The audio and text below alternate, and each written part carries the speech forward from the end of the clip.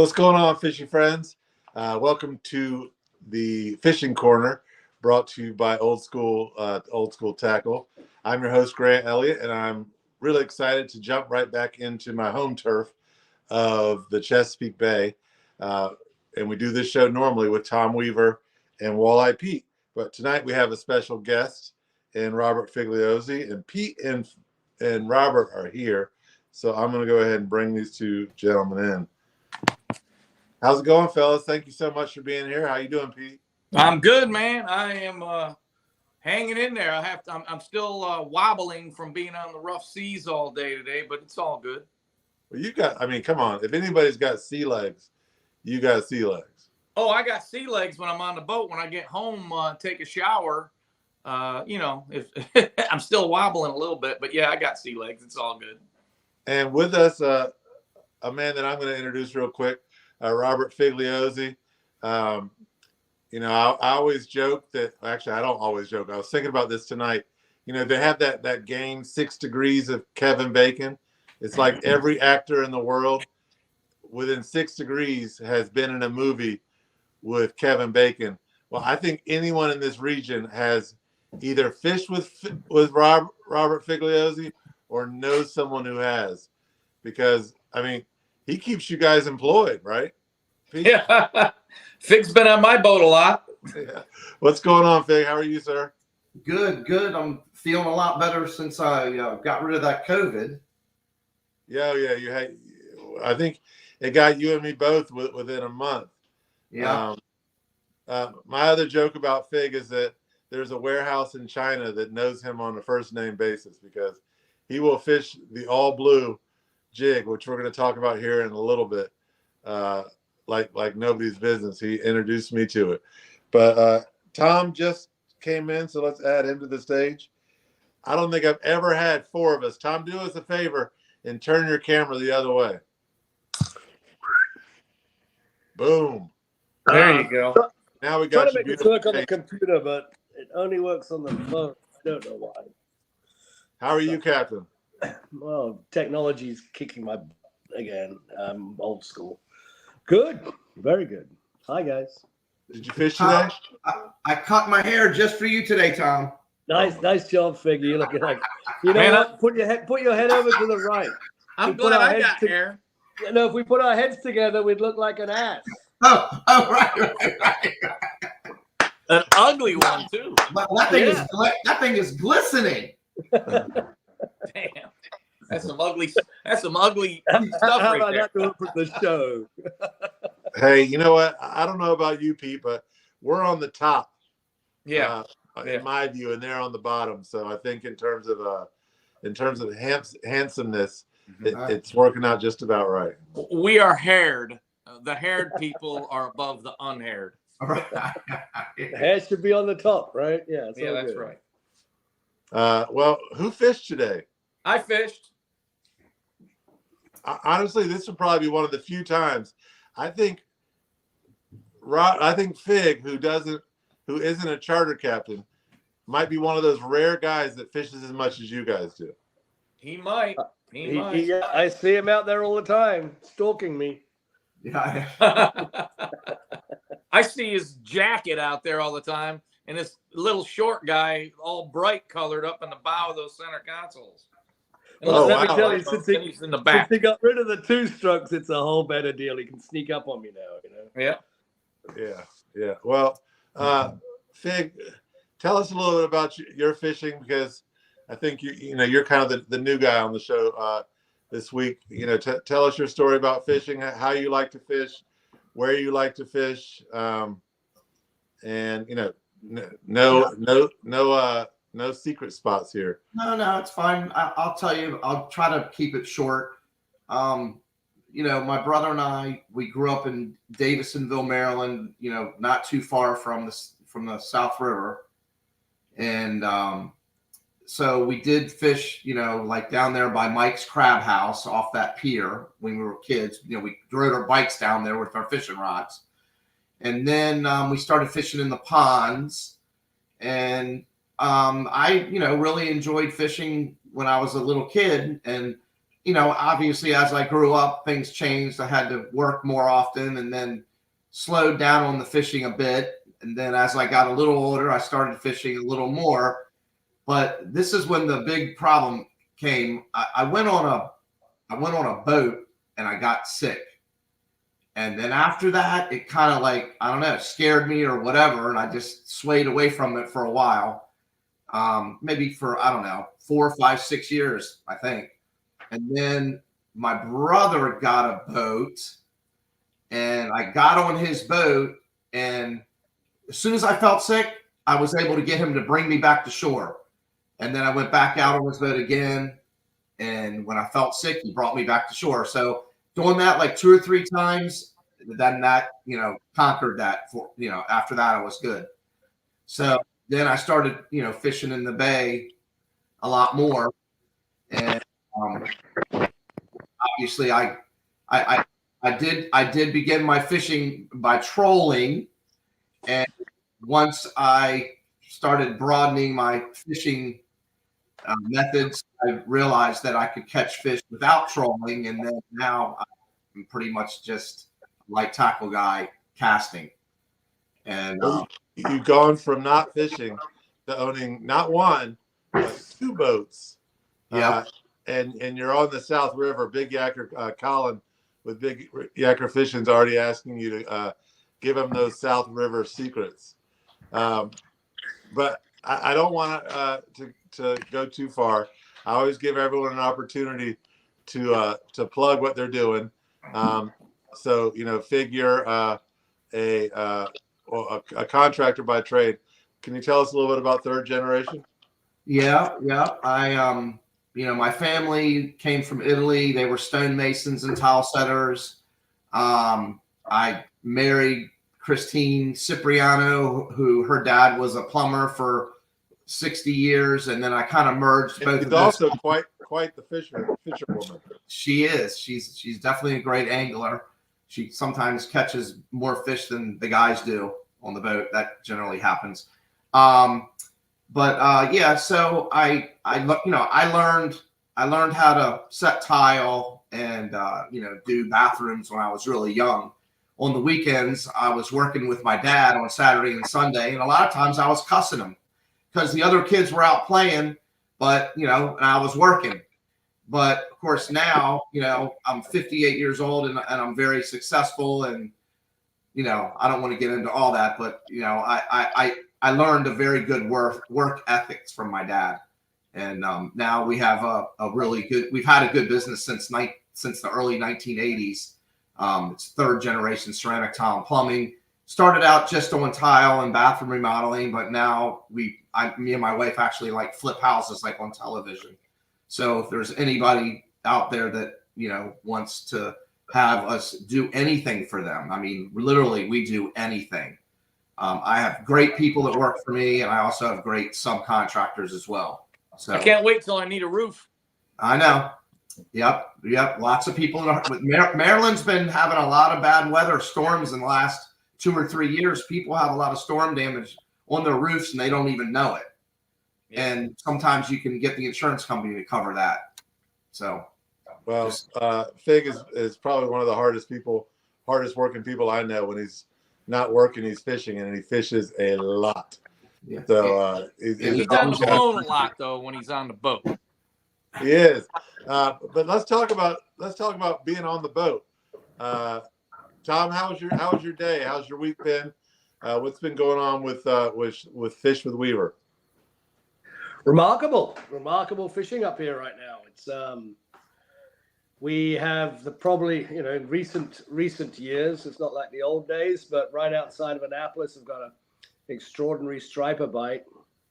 Piles of fish rolling down the bay here and stopping outside my back door and gorging on little baby bunker, 3.5-inch peanut bunker, really small this year.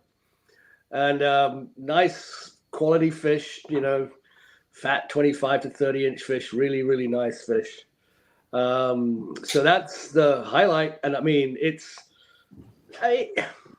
what's the word? They're not everywhere, and they're not, they're not millions of fish, but they're really solid schools of fish under groups of birds. If you know what you're looking for and things like that, it's extraordinary fishing for the past 10 days or so. And you're throwing a 4-inch paddle tail, right? Well, I'm going to tell a story about that. I had a tournament on Saturday. I do every year if I can in my little boat, and it's up against all the trolling guys and some good jigging guys and things like that. And of course, when it comes to tournament, single biggest fish wins type of things and a bit of a stringer. And so I made the fatal mistake of let's upsize everything and all the rest of it. And we head off that morning, that fateful Saturday morning, into thick fog. And I don't have a radar, and that definitely now suddenly disadvantages me against pretty much everybody else in the tournament. And they were bigger boats with radar, and a lot of them were trolling, so they just sort of chugged along, and we had to go find birds and things like that. But we came across schools of fish, and I mean piles, and we were throwing 5 and 6 inch Z-Man's paddle tails because we trying to win a tournament. We'd throw a bigger bait to catch a bigger fish, and we were on fishing, absolutely not getting bit, could not get bit. And then I'm, reached back and tied on a 4-inch paddle tail, threw that in and got bit immediately. Maybe a 22, 23-inch fish, but didn't matter, but got a bite. We all switched within minutes. We'd all switched to 4-inch, and we won the tournament. We won the stringer. We won pretty much everything in that tournament. We switched our baits down to 3-inch, and we crushed it for the rest of it. Oh, you went from 4 and then to 3. No, we went to 4. We went from 5 to 4. Okay, and was it which one of your 2 colors was it? It was the chartreuse, but I was throwing a 5-inch chartreuse Z-Man, and we couldn't get a bite to save our lives. And we went to the 4-inch, same jig head. We just switched to change the paddle tail down 1 inch. And after that, we were catching 30-inch fish. It had nothing to do with the size of the fish. Nothing was eating the 5-inch. And I had, in that thick fog, we had boats coming up who were not in the tournament. Well, boats coming up next to us and going, we're all tripled up again and again and again. And they're like, what are you throwing? They're throwing 5 and 8-inch baits. Yeah. So you need a bag of these things. That's good stuff. And I mean, you swear by those things. I swear by it. For that particular day, I switched it up because I'm trying to catch one big fish and not as many fish as I could, and we couldn't catch it. If it ain't broke, don't fix it. Right? And we won that tournament. Real quick, guys, go ahead and get your questions in now, because we've got a special prize tonight from Kentmore at the Kentmore Beach Bar and Grill. The winner of question of the night, and we will have 3 questions of the night, right? One that Fig chooses, one that Pete chooses, and one that Tom chooses. And I will be the tiebreaker. So the winner of their 3 questions, I will choose. All 3 people are going to get a prize, but the one that I pick of those 3 will win a $50 gift certificate from Kentmore Beach Bar and Grill. It's a great spot right on Kent Island. I've been there several times. Right on the water, fantastic staffs, fantastic service, top-notch food. If you're an angler and you're on the bay, I mean, on the mid-bay, it's kind of a no-brainer. It's right there, but it'll be a $50 gift certificate towards Kentmore Beach Bar and Grill for question of the night. So go ahead and get those questions rolling. I'm going to talk to Fig and Pete a little bit about how their fishing's been going, and really, the rest of the show is going to be you guys' questions. So go ahead and get them in. Just quickly, before I get in trouble, I have to say hi to my daughter, Imogen, because I know she's watching this show. You should probably go to bed, and I just don't want to get in trouble by putting that at the end. Imogen, Merry Christmas.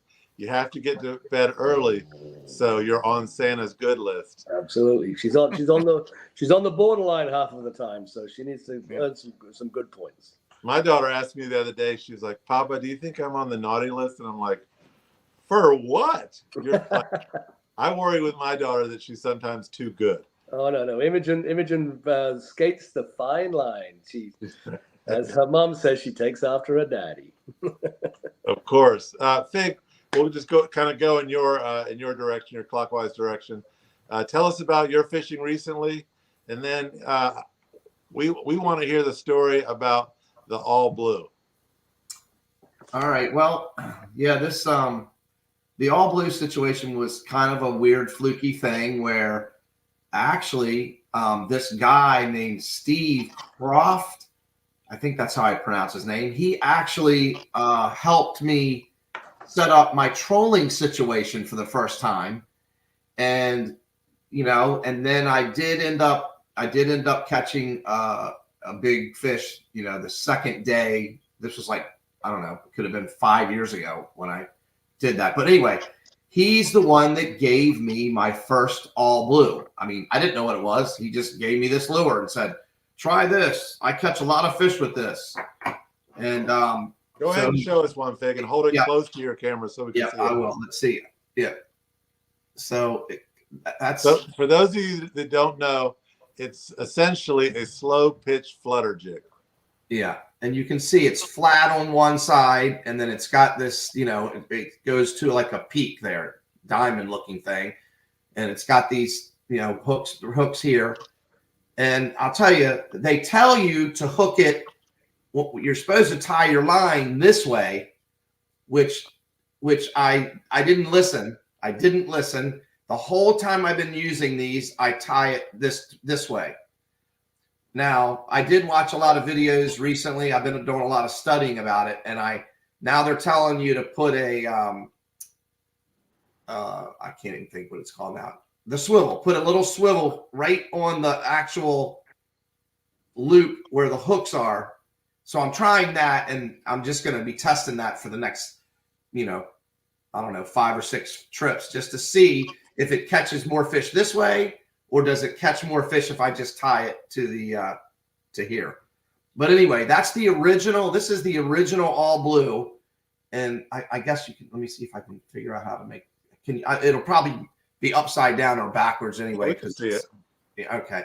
Well, that's the original all blue, and then I ended up finding this one, which I do like. It's a bigger profile. As you can see, I don't know, it's hard to tell, but it's wider. Uh-huh. And it's kind of a knockoff one, but it's really looks the same. It has the same action. And these, I did find the original all blues. I found them at Shore Tackle over there, Kent Island, Shore Tackle. And I'm not sure, I can't remember, but I think he has a website. You can look at him. I think he sells these for like $16 or something. And he's sold out right now. And I do, I tell people about these all the time. And Pete knows, I was on his boat one day, and I had him with me, and me and one of the guys was with me. I think Scott Steers was using it with me. And then I was on his boat again, and we were using them, and we were catching a lot of fish. And I said, it's not me, it's this lure. And he was like, well, I don't believe that really. But then we kept catching. And he was like, let me see one of those things. And I'm telling you, these things, I don't know, they're just amazing. Yeah. So, why do you proved it to me that day, Fig. Yeah. Why do you think so, Fig? What do you think makes that jig, better? Because I agree with you. I was fishing on Captain Brian McCormick's boat a few years ago. It was actually the first time I'd ever fished with you. And I was dropping your very traditional sting silvers, which is a great bait, but metal jigs. And you were out catching me 2-1. And I looked at that all blue, and I was like, what is this stuff? Yeah. I made the same assumption you did. And, this show, we have no affiliation with all blue whatsoever. No. I made the same statement you did. I was like, it can't be the jig. And he kept catching more fish than me. And then I did switch over. Fig, what do you think makes that a good jig? Well, kind of like what Tom said. The one thing is, this really looks exactly like what those fish are eating, those smaller bait. And I don't know why, but as it gets colder, and the fish are bunched up more. I mean, I don't know if the fish bite on everything when they're bunched up more, but I do know that you can catch fish like one after another with these jigs. When there's fish under birds, usually you can catch them crazy like that. They're bunched up good, Fig. They demolish a lot of things. Right. But that bait, that day that you were using them on my boat that I remember, the fish were chunked up on the bottom. They weren't thick through the water column. Right. And I had guys that could put a bait down and understand what they were doing. and you were catching them way more often with that bait than the other guys were. And that bait made a difference to me when the fish were slugged up right at the bottom, and you detect bottom, pop it short, and follow it down. No big movements, but pop it short. Maybe a pop. I know you like the pop, but that thing flutters down there and they demolish it. That's right. And keyword flutters. Now that the water's been so clear, you can actually see what this thing does. And then it doesn't do the same thing every time. So depending on how you drop it or whatever, sometimes it'll do this like sideways thing where it goes like crazy all over the place. And then other times it'll just do something totally different. And, it's just going all over the place. But when it's clear water, you can see it happening. So it's just got some movement that it just attracts these fish. I mean, that's really all I can say. But I will tell you, they're very hard to find. Like Grant said, I have been in corresponding with China, and I did place a big order for the all blues because they're sold out, at the places locally that you could get them. And so I have them coming in. So if anybody wants any of them, I'm going to have them eventually. And I'll also have some of these larger ones, which really work well too. So anyway, that being said, how does someone get in touch with you if they want to buy one, Fig? Phone number would probably be best, 301-440-0663. They can also look up. Now your phone's going to ring off the hook. Yeah. They can also look up Third Generation, and those are my numbers as far as the company, but they can look up just Third Generation, Crofton or Bowie, and it'll come up. So if they get a bathroom remodel, how many all blue jigs does that come with? Believe me, I'm very generous. I promise you, I've given at least 100 of these away.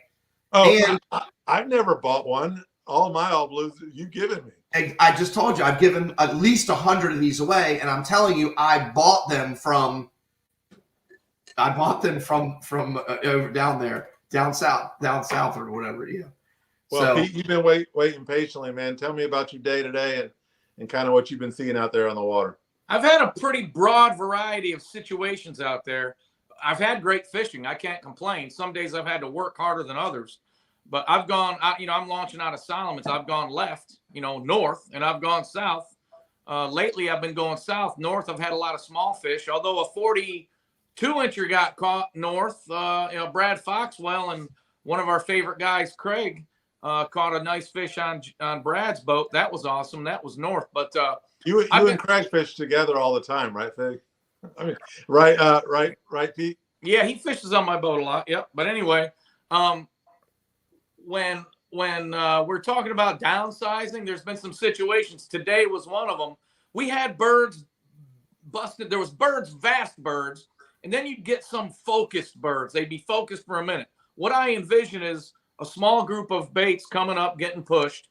And then by the time the boat gets there, a lot of the time the bait is ate or back down, and then the fish have scattered, and so did the birds. But anyway, if you're close enough to that quick that quick conglomeration of birds and fish up top, I've been throwing 4-inch storm shads, and 5 or 6 inchers won't catch those fish, but the 4-inchers catch them like today. But once I got the fish thick onto the boat, they were hitting every single thing we threw. The bigger, the better. But many, many times this week, I had to downsize. And when folks will message me during the day and say they've got birds, they think they see fish, but they can't catch, I always ask them, well, what bait you using? Why don't you downsize a little bit? Maybe even downsize the weight too. Let it flutter down instead of sink like a rock down. And guys would text me back and say, damn, that worked. I couldn't believe it. But when they're finicky, and those peanut bunker are those little 3, I don't think we have. I haven't seen a big Menhaden. Where'd they go? They're not here. But so we're getting the peanut bunker, and we're matching the hatch with the peanut bunker. The all blues work great. A 3-inch storm shed. I was catching them on 6-inch BKDs today. Once I got thick ones under the boat. Later in the afternoon, things came together really good, and there was fish 30 feet thick, and I was able to get all those chunky 22 to 28 inchers you can imagine, with the occasional 30. We're not getting a lot of 30s. Biggest one I've had in the last week is probably 32. So, we don't have big fish, but there's good numbers. But, overall, in the big scheme of things, we're way down in numbers. Like we don't have what we used to have. But so I went 95 miles today. I went 114 miles yesterday. Now, granted, did I need to do that? Probably not. But, I'm not a very good business guy, and I like to run the boat. And I got a furnace in my boat, man. I love my furnace. So in the wind and in the cold today, while we're tracking down birds, we're warm. So I've got this crazy heater in there. That's really good stuff. But bottom line, if you're not catching them, downsize, man. So that's it. That's my recommendation is downsize.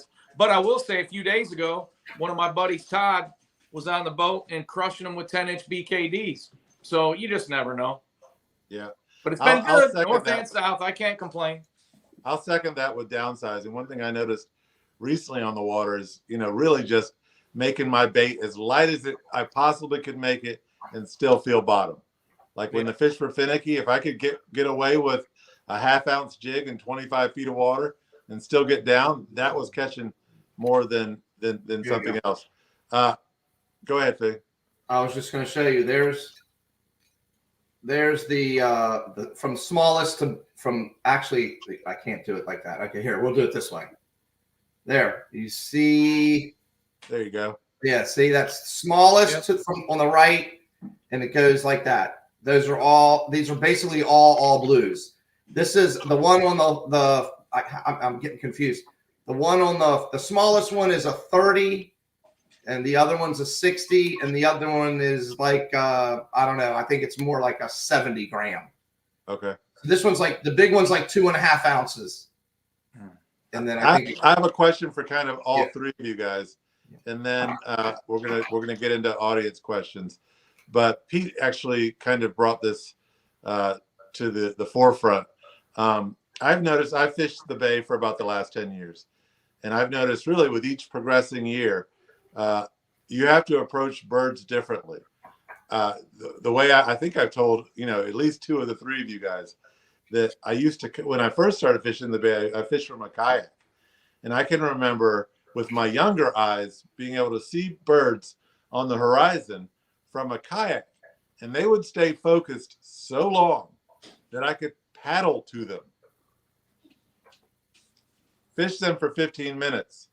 And they would still be there, and eventually they would break up. But, I like to say that birds have ADD now. They don't stay focused for very long at all, or ADHD. What do you guys think about that? Have you noticed the same thing? I think it's the amount of the bait that's right under the surface that the birds are at. I think that there's, for some reason, sometimes there could be a mass quantity of bait, and there could be a mass quantity of fish under them eating on them, and the birds can stay on them because there's more bait being pushed. When they disappear, I believe it's a smaller wad of bait. They get disseminated pretty quick. Therefore, the birds disappear. The fish move along and go look for the next targets of opportunity. Tom, what do you think on that? I think we got so much bait up here. There's just tons and tons of bait. There's just not that many fish. Yeah. So the fish plow up, bust up into those balls of bait, push that to the surface. You're 300 yards away, you whiz over there. The birds are spooked by the boat first, which is interesting, but I tell my anglers, focus on where they were. Birds go, you get there, and then sometimes you don't even mark the fish, but you're all hooked up.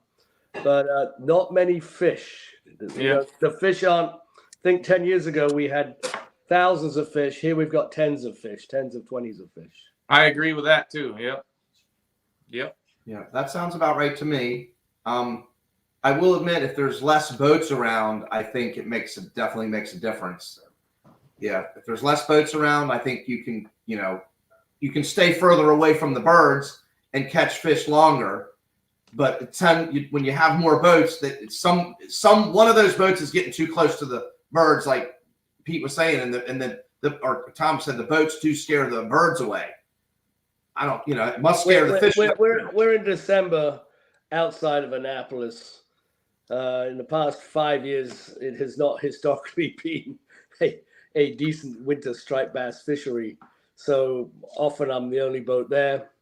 I don't have other boat problems. And when I see another boat, I'm like, what's this guy doing here?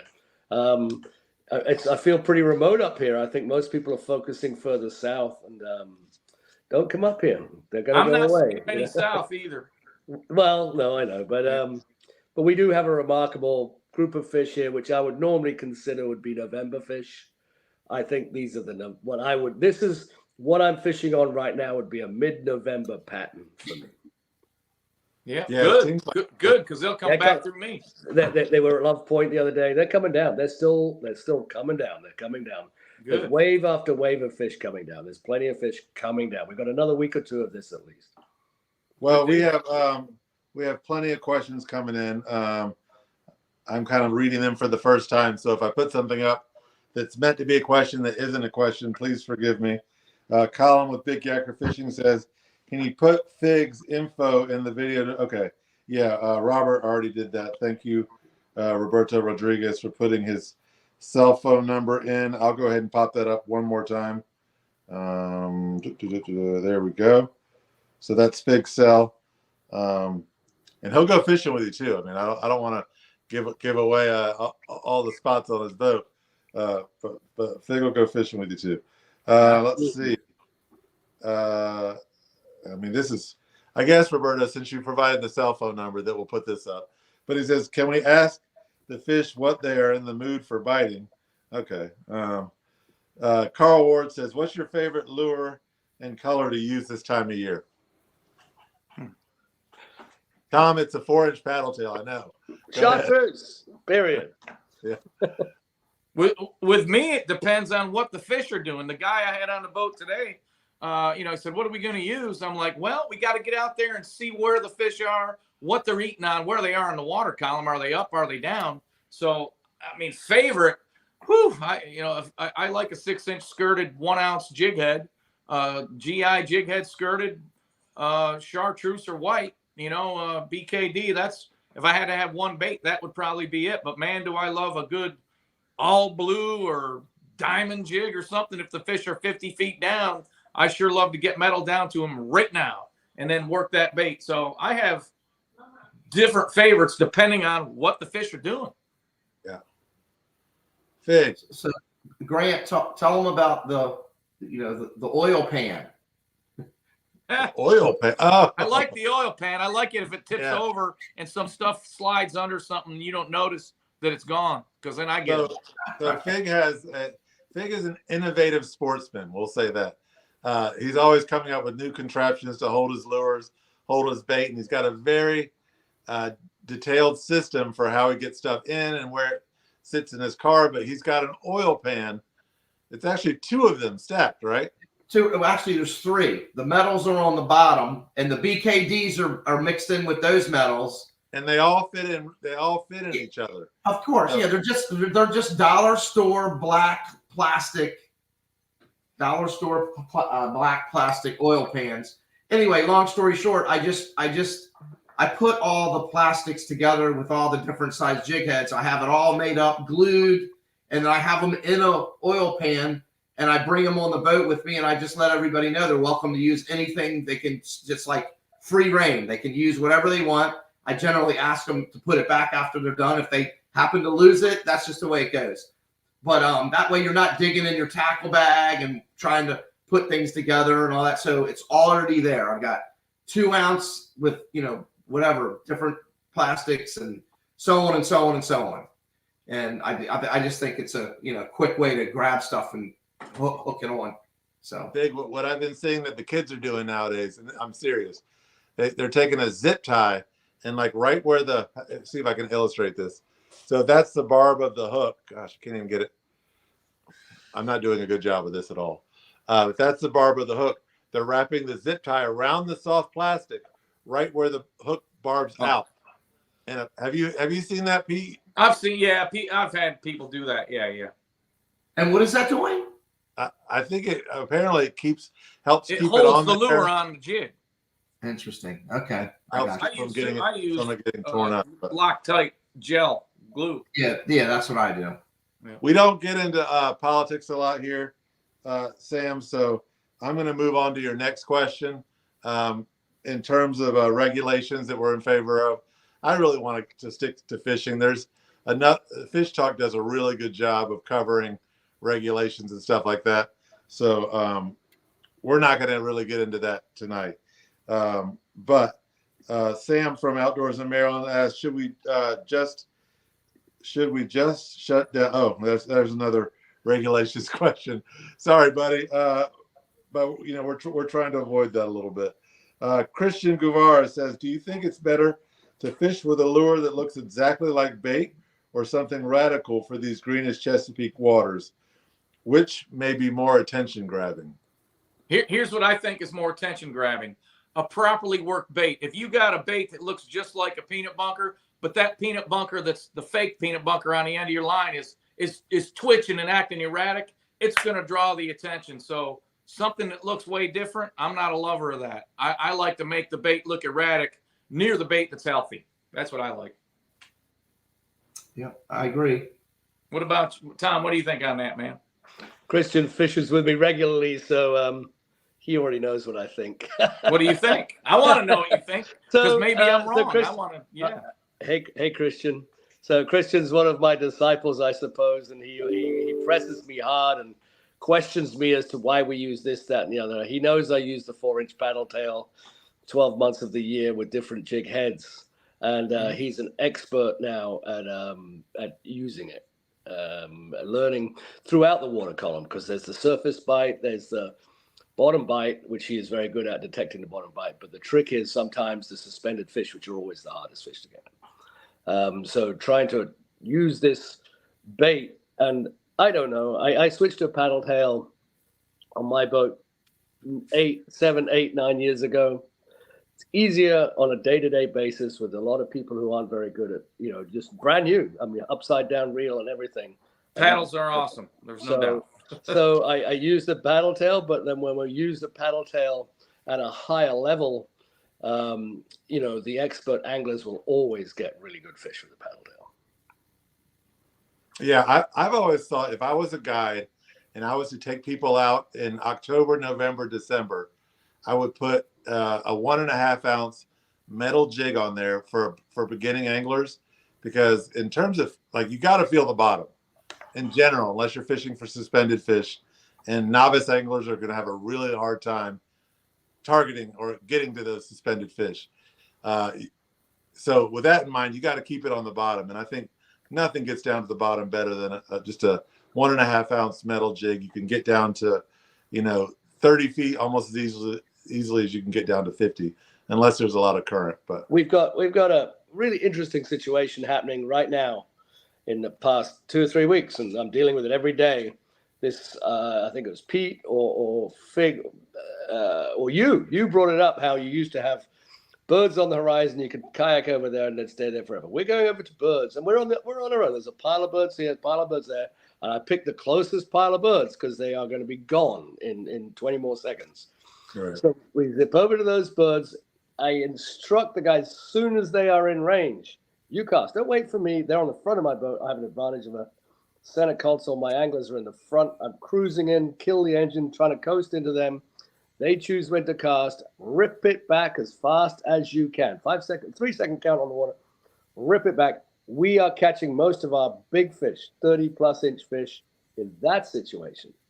Almost like fishing for a mackerel.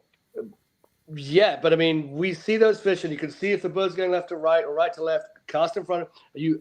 You ID the fish. You see the boil. You ID the fish whether it's moving left or right. You are pinging that fish, and you've got one shot at it. And we're going to cruise through this.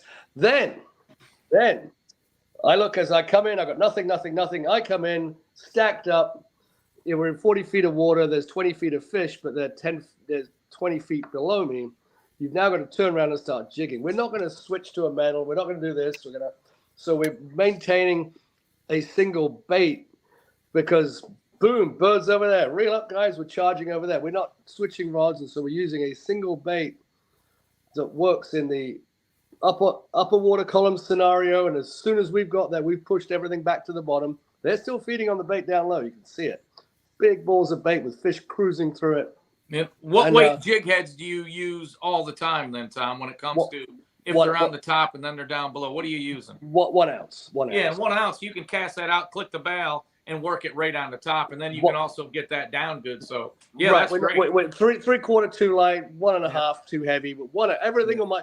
I leave with 14 rods rigged up in the back, and Yeah. And 10 of them have that set up on. We've got Yeah. some metal rigged up, and when it quiets down and we're jigging on the bottom, but this is that dynamic situation where the fish are feeding. I mean, these fish are feeding, and they're popping up over there. They're popping. We are moving, and it's dynamic. And so there's very little time to run back to a different rod. So the metal is not a situation.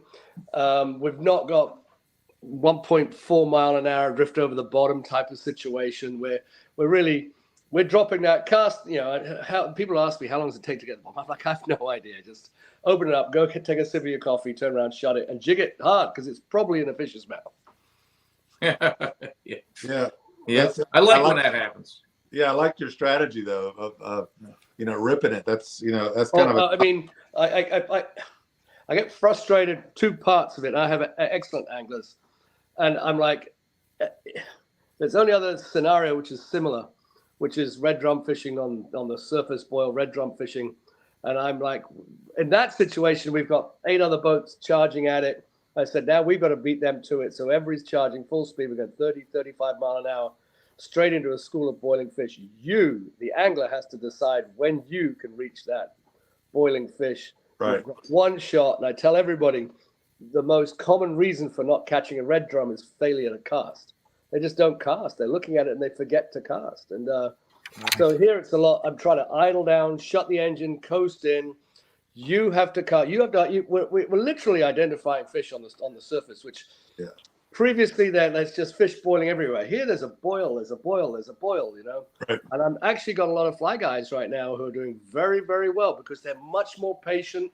They're not going to throw into nothing. They want to see a fish. I've cast, slow down. They see it and they identify it going right to left or left to right. Put a fly or a jig in front of it, bang, bang, bang, and you're on. And these are big fish on the top. People always think that the big fish are underneath all that stuff. Right. We're catching most of our bigger fish up top. Yeah. Let me go ahead and remind you guys. Christine Figliozzi, that's Robert Figliozzi's wife, with a nice fish. That's top water. I just wanted to show you. She caught that a few days ago down south, and they were actually hitting on the top. So I'm the guy. Those guys all get a paddle tail. I'm the guy using a metal or this top water. Can't get a bite on the top water. Doesn't matter what time. I mean, really, okay, fair enough. At 4:30 at night in the evening, I'm getting, but I try at 2 in the afternoon. These fish are boiling on the top, and they're not eating a top water. I mean, maybe they're too big. The top. I'm trying to. Tom, same thing happened to me down south. We had them all over the top, and they would not eat a popper. Won't touch a popper. Won't touch it. I'm like, come on. Real quick, I want to remind you guys, Fig, Pete, and Tom, because we're going to be doing all audience questions from this point on. So remember, if you hear a good question, go ahead and write that down or log it in your head so we can have some winners. But we're going to try to go through these questions a little bit faster because we still have, I would say, I don't know, at least 5 or 6 left to go. Tom Cole asks, last few weeks, guys been catching sea bass. They're fishing the reef. Are they fishing the reefs and other structure to find them? I'm getting them on deep, like 40+ foot deep wrecks right now, or rock piles. Wrecks or rock piles, Patuxent River or out in the main stem of the bay. But it's deeper for me right now. Where earlier in the year you could catch them shallower, but now it's deeper. Yeah, I had a real good run of fishing 15 to 18 feet of water. Now I've been looking in 25 to 30. I've had a couple, missed a couple of piles. To be perfectly honest, I haven't tried in the past week and a half, but I think they've gone into that 40 feet of water. Got it. Yeah, we caught some the other day in the deep water. We got one keeper. Matter of fact, I got it in my refrigerator right now. I was going to probably cook it tomorrow night. Wasn't that your lovely wife that caught that one? Yeah, she caught some. Yeah, she didn't catch that keeper though, but she caught a lot of them. You could have just said yes. That's let's see. Big Yacker, Colin, Big Yacker Fishing, it says, as we transition from fall to winter, can any of you explain how our techniques need to change when we target stripers? Not locations, but actual rod reel techniques. when we got the fish in the deep water, the open water, everything goes from shallow to deep. So I'm not in my shallow water haunts anymore. I'm in deeper water. So that's one thing that has to change. But when we're in a slug of fish, erratic, sharp movements draws attention in the world I live in, whether it be a paddle tail. Paddle tails do a lot of work themselves. You don't have to work them as aggressive as a BKD or anything like that. But as far as technique goes, you get it into those fish and work it erratically while maintaining a snug line. You're going to get the hit. You're going to set the hook. I don't slow anything down. Hardly ever do I have to slow down to catch a fish in the cold water. So to me, it's where they're at and get aggressive in those slugs of fish. I think just going on his equipment stuff, I use, 80%. I'm still on the same rod reel setup. When I'm starting to drop 4 ounce and 2 to 4 ounce metals to the bottom, I'm using a heavier setup to do that. My rod's stiffer and my reel's bigger. I'm going to try to hit a few more questions. I know some people asked multiple questions, but we do have a little bit of a time limit tonight. So I'm going to move ahead. Justin Burns asked, what pound braid and what pound leader are you guys using now for winter fishing, fluoro or mono for the leader? Fig, why don't you start with that one? I've been using 20-pound braid, and because I put these metals on, I usually use 40-pound fluoro for the leader.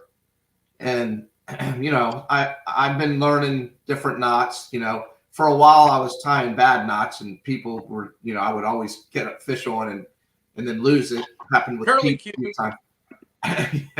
But anyway, it's that's what I use. With me, it's 30-pound mono, but a 40-pound fluoro is great. I use 15-pound braid. Typically, don't use 20, but on my bigger sticks, I do have 20. So anyway, 15 to 20 with a 30 or 40-pound leader is just great. Tom, do you want to jump in real quick? No, I'm upsizing my leaders a little bit, simply because on any given day I switch to pickerel fishing if I have to, like I did this afternoon. And I like a 25. My typical is 20-pound for anything under 30-inch fish, and leader. And but with pickerel I go to 25, so I'm running a lot of 25 right now, which also helps with the deeper water stuff. Curtis James says, can you ask Captain Tom if wearing a necklace is good juju for catching monster fish? Always. You got to have a hook. This brings me back to New Zealand. This is my daughter gave this to me. That's great. Shore Sharp asked, Pete, have you been over in the Tangier Sound finding any fish? No, I have not been in Tangier. If he means the islands, absolutely not. Just a couple of weeks ago, I did have I did have a stint of a couple of days where I caught over in the islands, but I've been in the main stem of the bay. I have not been over in Tangier Sound. And Steve Ruth asks, what is your favorite paddle tail brand, color and size? I hardly use paddle tails. Thanks, guys. Tom, I'll let you lead off with that one. Well, you got to go with the bloody 0.4-inch paddle tail. It comes loose. I can honestly say I don't know what the unit cost is, because you buy them you go grab a handful, count them out, and they charge you. I don't think it's weight. I think they charge you per paddle tail. I mean, it's essentially the same thing that you see on teasers on an umbrella rig, right? Right. Exactly. It's that, and it's just the 4-inch version of it. I'm extremely lucky. They gift me a box of 1,500 of them at the beginning of every season. And put it this way, a bag of 5 tails in a bag at $6.99. I think these are 20 cents each or something like that. Bloody point. And it don't matter. 25 cents matters. Pete, do you have a favorite paddle tail, color and size? You know what? I like a paddle that paddles. Finesse makes a nice white paddle tail that I like a lot. It's got a nice fat paddle, and it's a 5-inch bait, and I catch an awful lot of fish on that. It's real soft though, so I have to glue it to the jig head because it is so soft. But it is it's got a spectacular paddle on it, so I like that a lot. But I like those bloody point. If it paddles, it works. And when they give them to you at 1,500 of them, they work real good. I like that. I mean, can I just chip in there, Pete? The most fascinating thing about whatever the composition of it is or whatever, you don't know glue. You don't need to glue it on. My goal when we're in that thick, full fishing, it's much like a golf ball if I'm fishing with friends, right? This thing is chewed up, torn up, but I want to use one. The thing's hanging on by a thread. If I have to change it and put another one on that's like losing a golf ball. I got you. Yeah, what am I using? When I don't have the metals on there, I have a 5-inch. I've been using a 5-inch Z-Man. What's that color? Sexy pearl, penny. maybe. Yeah, it's a blue pearl. That's it. That blue pearl. Or sexy gotta penny. glue those. Glue those. Yeah, I glue them. Yeah, I glue them. Again in my collection, in my little collection, they're all glued and ready to go. Yep. Yes. Do not tip. Here's a really important tip. Actually, it's fascinating, and I found that out the hard way. You cannot mix whatever the composition of the bloody point, which is also, I think, BKD and everything else. Correct. You can't mix those with Z-Man. With a Z-Man. Put them in separate Ziplocs. And they'll not play nice. That's true. Yeah, I learned the hard way too. Long time ago. So now I keep them all separated, like you said. Separate Ziplocs. The Z-Man is different, and the Z-Man will fall apart if it touches the other ones. Yes. Well, Christian asked a lot of questions, and I want to thank him I'll give him a second question that came in. Here, we'll do this one. I think this is a good question. What is the single most important tool in a boat's arsenal, aside from the fish finder? So I guess he's asking, is it the trolling motor, the radar, front sonar, side scan, tower, etc.? What time of year is he talking about? What fish? Let's just say. So, I mean, if you're going to put that, I'll answer that. For me, in my area, of all of those things, side scan number one. The rest of them. He said, aside from the fish finder. Well, he's mentioned side scan. Oh, he did. You're right. Yeah. So, I mean, a trolling motor, wonderful. I wished I had a radar on Friday and Saturday, whatever it was. I'll bet you did. And you know what? It was funny having to stop and listen for birds. Tower, gosh, when I'm looking, if I'm looking for cobia and even in our spring fishery, crystal clear, wished I'd had a tower. Right now, my most indispensable tool would be side scan. The forward and all of that stuff work, but I think side scan, particularly where most of my fishing is in shallow water, side scan is my most invaluable tool, period. And I'll piggyback on that. I will say he didn't list my most important thing today was certainly binoculars. Although side image is a game changer. I had the side image 2018 maybe. What a complete game changer in shallow, in deep, fishing for redfish, fishing for stripers or specks in shallow, looking at structure in shallow. The side image is an absolute game changer, bar none. So that's definitely an incredible thing. Today it was binoculars. I got my side scan 2 years ago. I was the biggest poo-poo who needs side scan until I got side scan. Yeah. Tom, you caught a lot of fish for a long time without side scan, but oh my God. So did I. I think Pete and I have discussed this before on this show, but the biggest problem with side scan as a fishing guide is that if I don't see fish, I don't let my people cast anymore. We burn more gas. We cover more ground. So. Yeah. Big, you got 2 boats. You want to chime in? Yeah. I'll definitely say that the side scan was an absolute game changer. I mean, all the time that I didn't have it, I would go to the structure, which normally, you hope there's fish there. I mean, if you're at Poplar and there's all those rocks, you're casting over there, and then you don't catch anything, so you move. You don't catch anything, so you move. You don't catch anything, so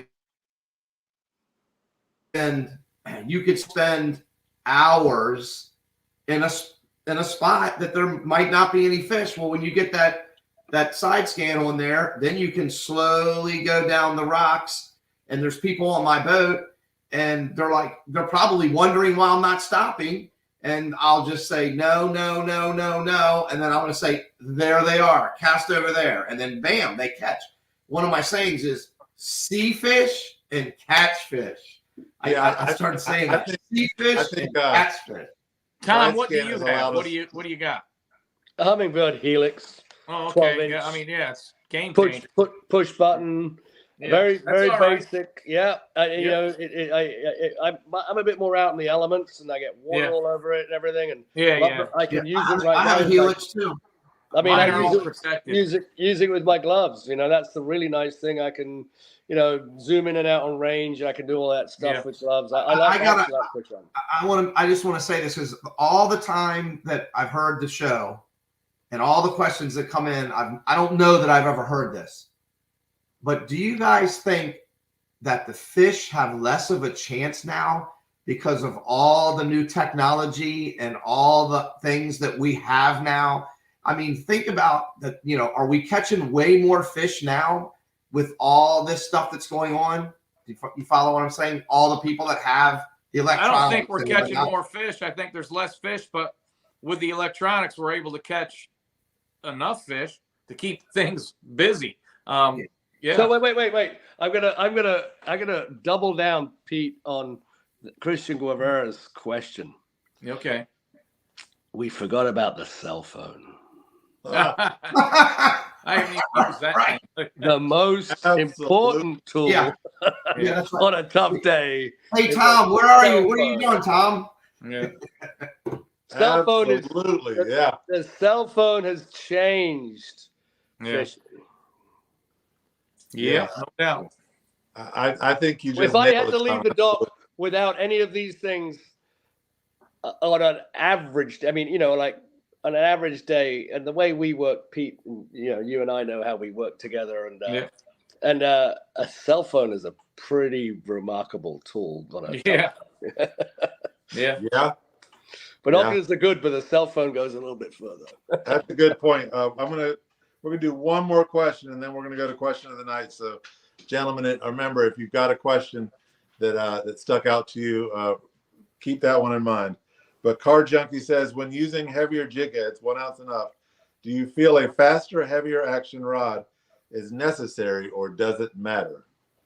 If you've got a fast action tip with a heavy jig head, it does matter because I'm not comfortable with that. I got to have not such a fast action tip. I want a little, like a medium action instead of medium, or a medium heavy instead of medium. It depends on the rod. I got to put it in my hand and feel the rod. But if you got 1.5 ounces on, like Fig loves little whippy sticks, and I always harass the crap out of him because his little whippy stick, he goes to set the hook on a big fish, and he's lost several because I think his stick is too whippy. He's got to have a little ass on the hook set. And if you go to cast with a whippy stick, you might break the tip, for God's sakes. But anyway, I like a little stiffer stick for heavier heads. Nothing crazy. No ass on your whippy stick, Fig. Yeah, come on. there you go. I know. What kind of rod? What's my favorite rod? Some people laugh at me. Ugly stick. Yeah, I use the ugly stinky little ugly stick. Hey, you know what, Fig? You catch a lot of fish on your ugly stick. So I do. I make fun of you. You know. Hey, in Fish Talk magazine, Fig, did you see your picture? I did. That was awesome. Yep, that was a great picture. I'm going to tell you something, Pete. You took another, I don't know if you remember, but you took a really good, I know this is crazy, but I got to show you this one. Let me see where it is. Okay, this was one of the most, I'm telling you right now, this is probably one of the best pictures that I've had. See if I can get that. You see that? You took that one we used for the thumbnail tonight. Yeah, you took that picture. Yeah. Okay. Yeah, that was a good one. Nice looking photo. I can't guarantee fish, but I guarantee if you catch a good one, I guarantee I'll get a good picture of it. So that comes right back to Christian's question. What's the most important tool on a charter fishing boat, right? Yeah. Well, the camera, because you ain't going to get any trips if you don't take any pictures. You know? Yeah.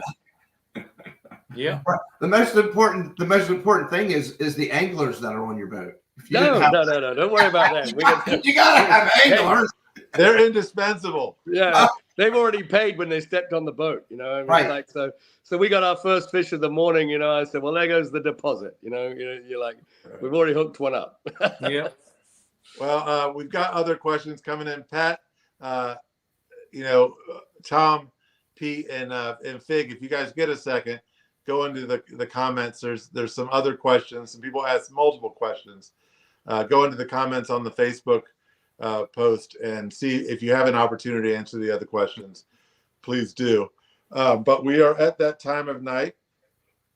So we'll start with you, Pete. Was there a question that you want to recognize as being a question of the night?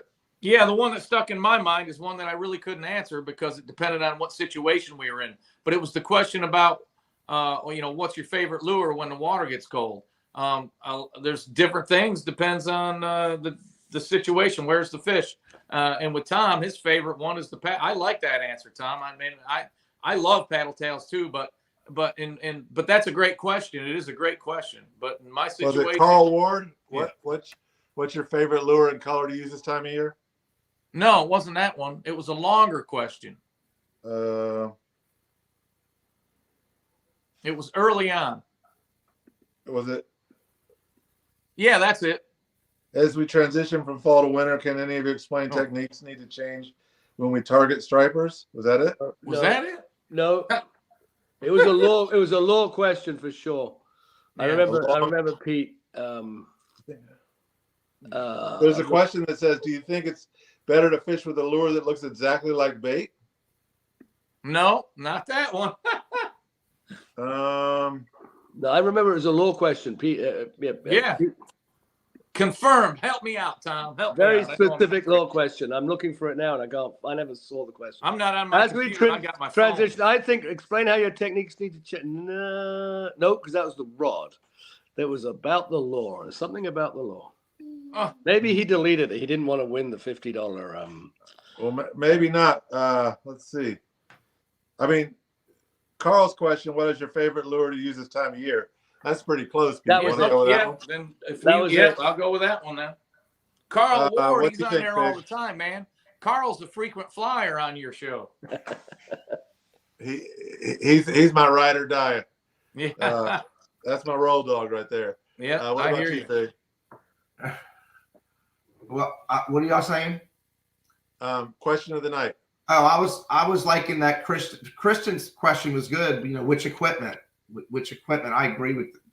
Which equipment was the most important on the boat?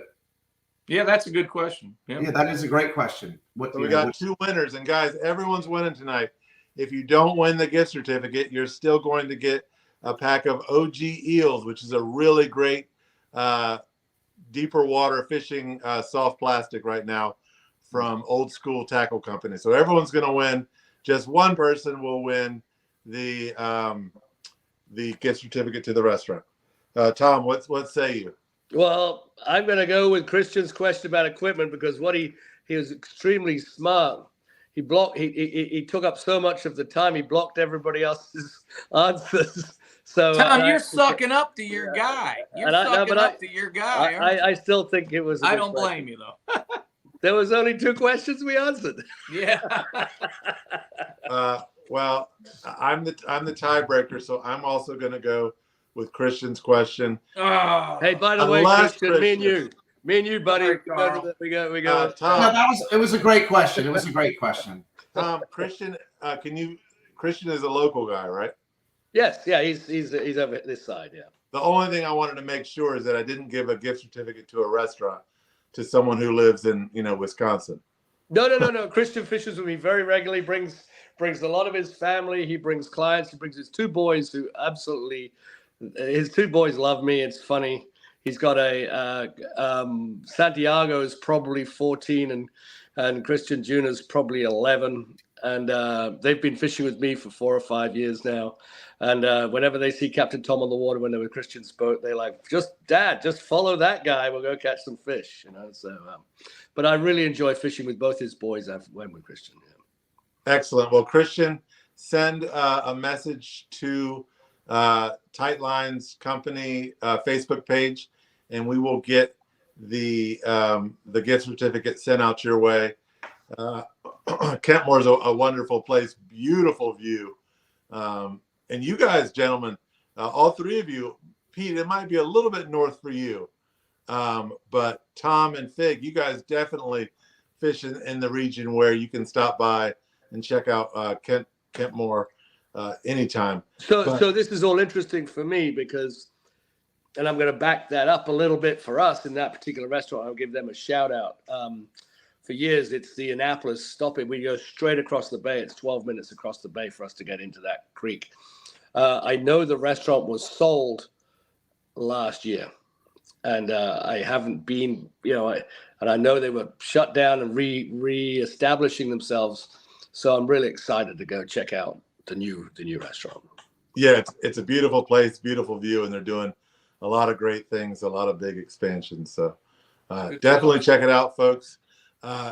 Pete, Tom, Fig, thank you so much for taking the time this evening. Thanks for having me. Yeah. Fig, since you're the special guest, Fig, you want to close us out, Fig? Well, I was just going to tell you, I love to eat. That's one of my weaknesses. I love to eat.